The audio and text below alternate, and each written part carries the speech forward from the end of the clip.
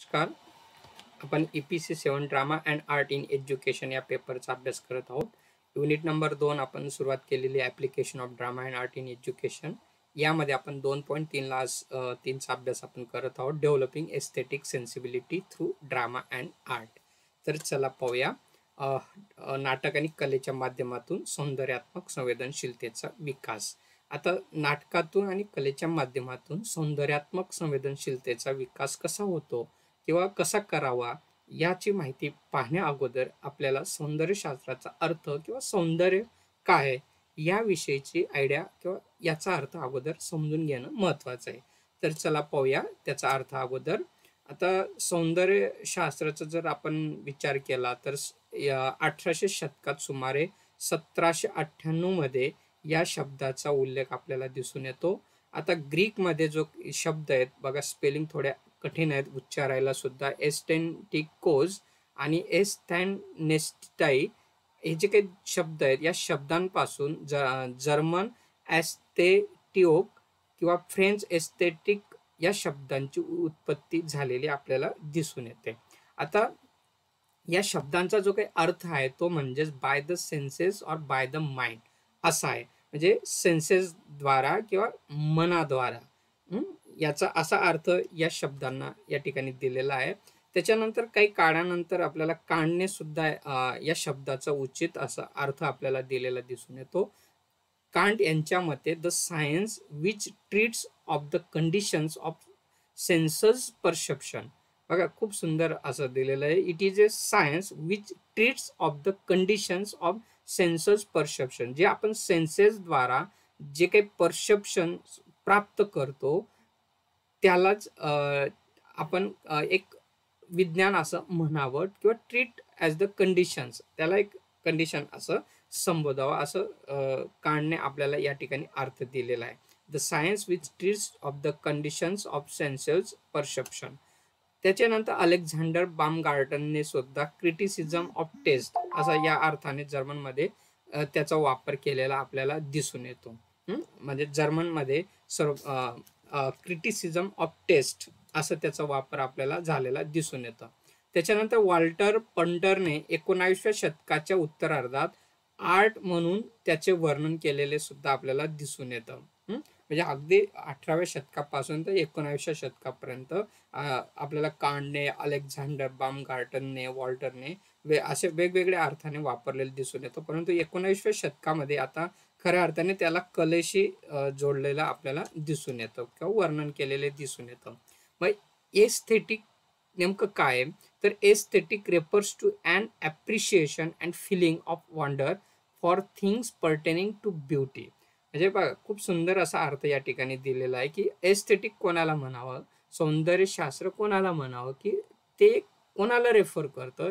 It is an appreciation, त्याचं एक रसग्रहण आहे कोणाचं. अँड फिलिंग ऑफ वंडर, एक मनामध्ये अशी एक वंडरची फिलिंग निर्माण होते, आश्चर्यचकित करतं. फॉर थिंग्स, कोणत्या गोष्टींना पर्टेनिंग टू ब्युटी, ज्या वस्तूंना एक सौंदर्य असतं, ब्युटी असते, त्यांना बघितल्याबरोबर आपल्याला मनामध्ये असं वॉन्डर फिलिंग करतं, एक आपल्याला रसग्रहण आपण करत असतो, एक त्यांना म्हणजे बघितल्याबरोबर एक आनंद व्यक्त होत असतो किंवा त्यांचं सौंदर्य आपल्या मनामध्ये भरत असतं, त्याला ते रेफर करतं.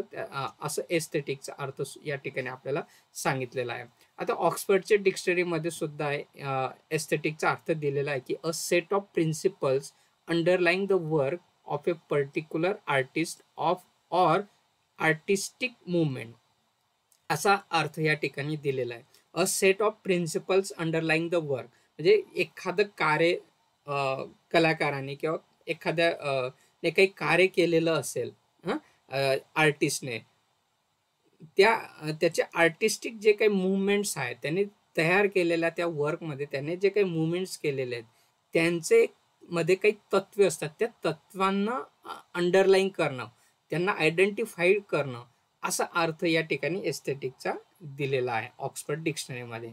म्हणजेच काय, एका विशिष्ट कलाकार किंवा कलात्मक हालचाली किंवा कृती यांच्या कार्यात्मक तत्वांचा तो एक संच असतो असं या आपल्याला डिक्शनरीनुसार अर्थ या ठिकाणी घेता येतो.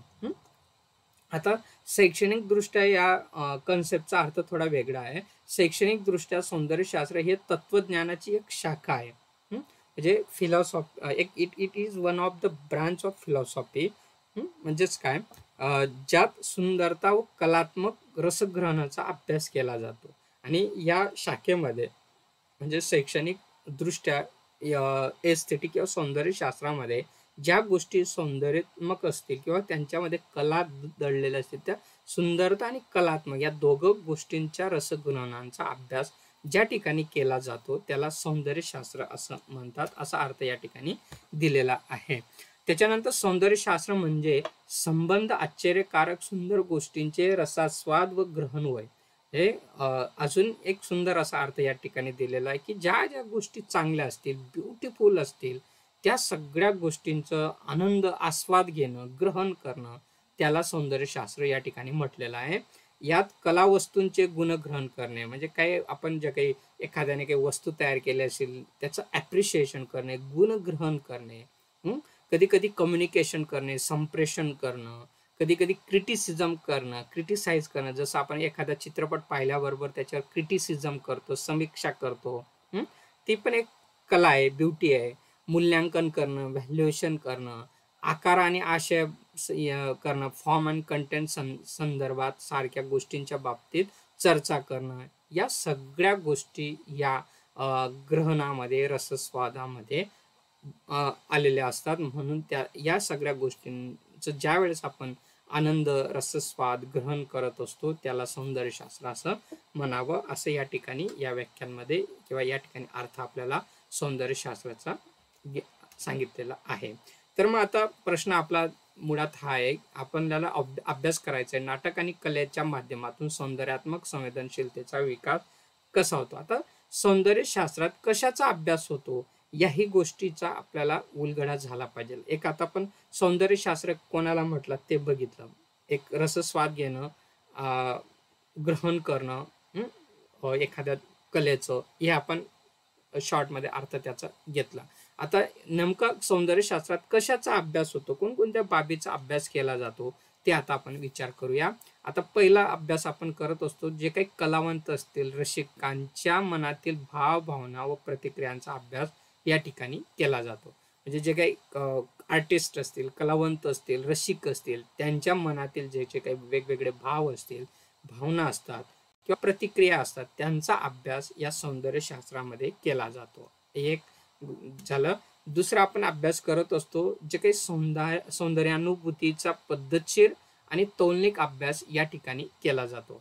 आता सौंदर्यानुभूतीचा म्हणजे काय, ज्या ज्या कलाकृतींमधून जे काय आपण सौंदर्यानुभव घेतो त्यांचा पद्धतशीर आणि तौलनिक कंपॅरेटिव्ह स्टडी ज्या ज्या ठिकाणी केला जातो त्याला आपण सौंदर्यशास्त्राचा अभ्यास असं म्हणत असतो. त्याच्यानंतर याच्यात अजून तात्विक चिकित्सा व विश्लेषण पद्धतीने अभ्यास केला जातो.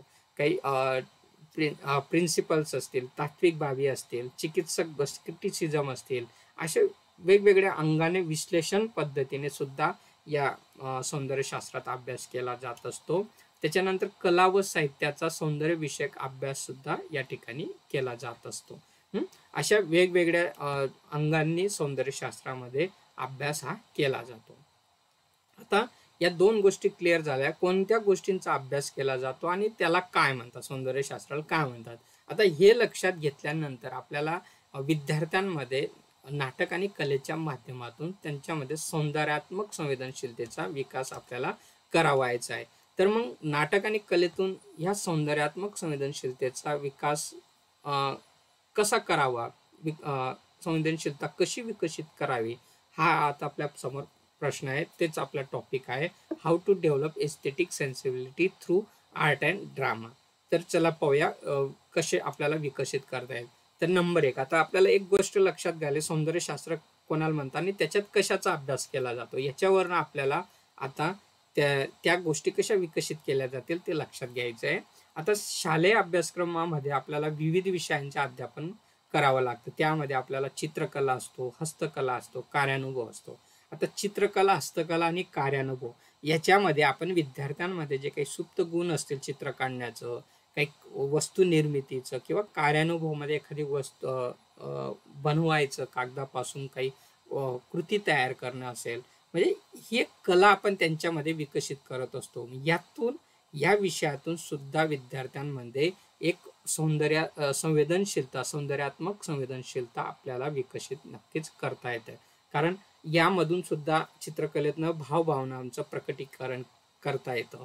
हस्तकलेतून करता येतो, अनुभवातून करता येतो. म्हणजे जे आपण कोणकोणत्या विषयाचा अभ्यास केला जातो ते आपण पाहिलं, त्या सगळ्या अंगांनी विकास आपल्याला या ठिकाणी करता येतो. म्हणून पहिला आपल्याला शालेय अभ्यासक्रमातून विविध विषयांच्या माध्यमातून आपल्याला विद्यार्थ्यांमध्ये ही संवेदनशीलता विकसित करता येते. त्याच्यानंतर दुसरं आपल्याला सांगता येईल की विविध कलांचे परिचय, परिचयातून आपल्याला विद्यार्थ्यांमध्ये ही संवेदनशीलता विकसित करता येऊ शकते. मग त्या कलांमध्ये शिल्पकला आहे, नृत्यकला आहे, गायन आहे, वादन आहे, नाट्यकला आहे. त्यातून मूल्ये विद्यार्थ्यांमध्ये सुद्धा आपल्याला रुजवता येऊ शकतात. आता शिल्पकला ही खूप उत्कृष्ट असे शिल्प आपण पाहत असतो. ही कला सुद्धा त्याच्यातनं आपल्याला सौंदर्यात्मक संवेदनशीलता विकसित करता येते. एखादी मूर्ती पाहिल्याबरोबर आपण त्या मूर्तीकडे आकर्षला जातो. असे आपल्याला पाहिल्याबरोबर असं वाटतं की ती लाईव्हलीनेस आहे, जणू काही एक मनुष्य आपल्या समोर उभा आहे. म्हणजे हे जे काही सौंदर्य त्या शिल्पकलेचं आहे, ते शिल्पकलेचं सौंदर्य पाहण्याचं दृष्टिकोन विद्यार्थ्याला सुद्धा आपण विकसित करू शकतो. नृत्य आहे, नृत्यामध्ये वेगवेगळे भाव प्रकट करावे लागतात. गायन आहे, गायनामध्ये वेगवेगळे आवाज असते, भाव प्रकटीकरणाचं ते एक साधन आहे. वादन आहे, नाट्य आहे, नाट्यामधून वेगवेगळे भाव प्रकटीकरण आपल्याला करावं लागतं. या सगळ्यातून विद्यार्थ्यांमध्ये ही संवेदनशीलता, सौंदर्यात्मक दृष्टीने पाहण्याची संवेदनशीलता आपल्याला विकसित करता येते. म्हणून एक दुसरं आपल्याला सांगता येईल आपण याच्यातने विकसित करू शकतो. त्याच्यानंतर आपण शालेय अभ्यासक्रमामध्ये किंवा शाळेमध्ये वेगवेगळे सांस्कृतिक कार्यक्रम असतात.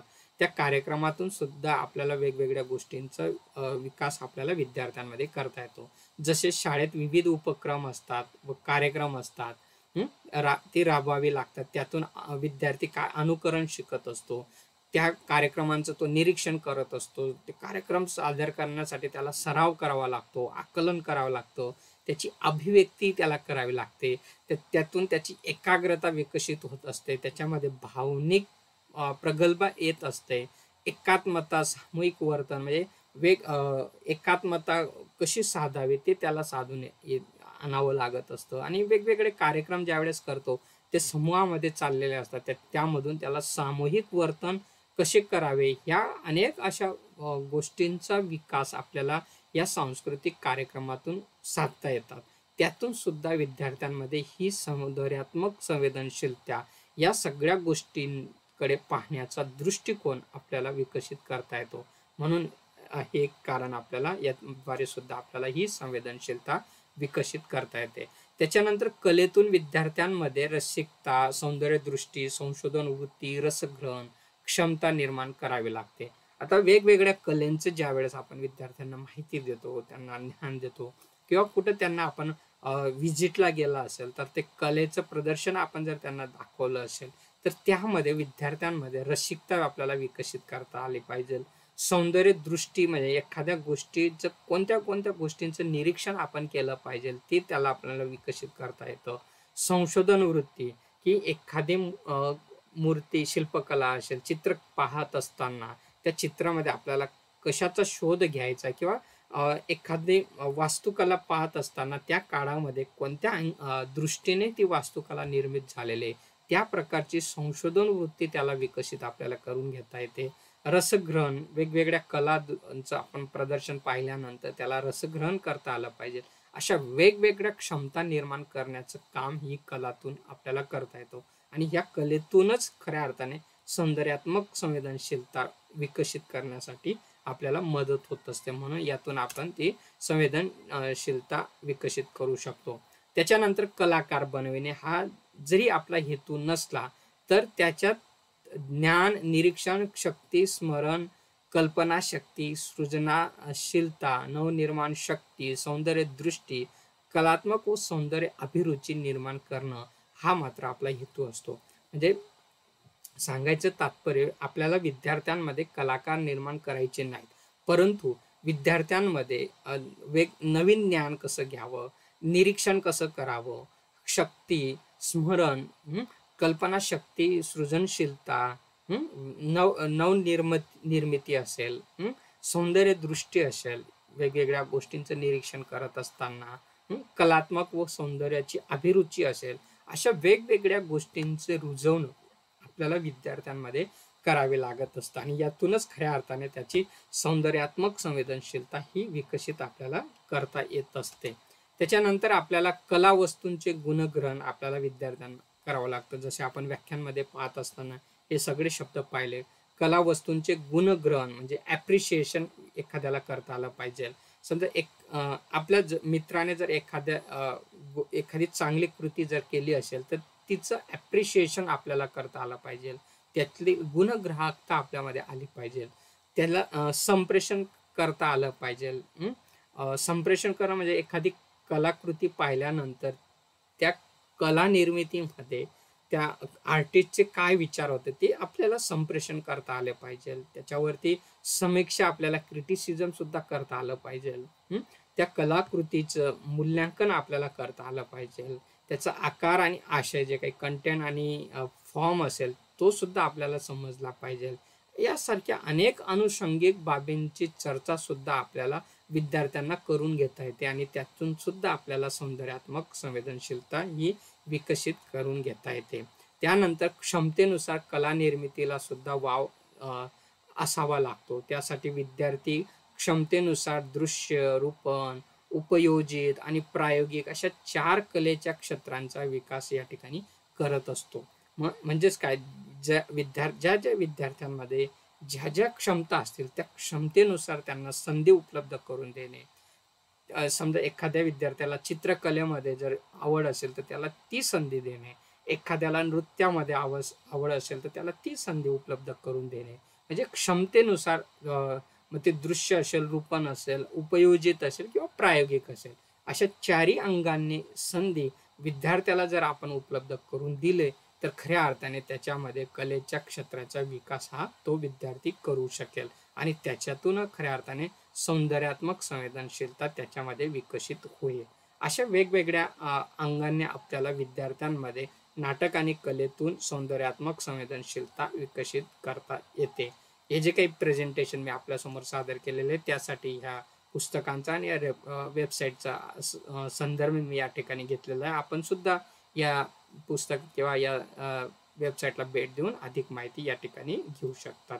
अपेक्षा करतो टॉपिक आपल्याला समजला असेल. काही या ठिकाणी आपण थांबूया. धन्यवाद. Thank you very much.